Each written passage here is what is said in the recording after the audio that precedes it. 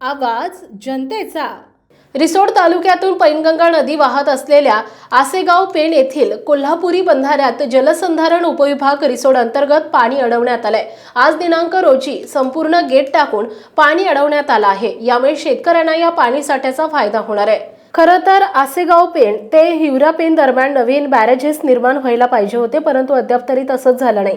परंतु हेच पाणी या बंधाऱ्यातून टिकून राहण्यासाठी संपूर्ण गेट टाकून ताडपत्री टाकून पाणी अडवण्यात आल्यानं शेतकऱ्यांना पिकाला शेवटपर्यंत पाणी देता येईल। त्यामुळे या बंधाऱ्यात पाणीसाठा टिकून राहण्यासाठी ताडपत्रीचा वापर केला। त्यासाठीच वाशिम जलसंधारण विभागाचे कार्यकारी अभियंता आकुसकर आणि उपविभाग रिसोडचे उपविभागीय अभियंता शिंदे यांच्या मार्गदर्शनाखाली प्रेम ठाकरे कनिष्ठ अभियंता यांच्या देखरेखीखाली बंधाऱ्यात गेट टाकले आणि ताडपत्रीचा वापर केला।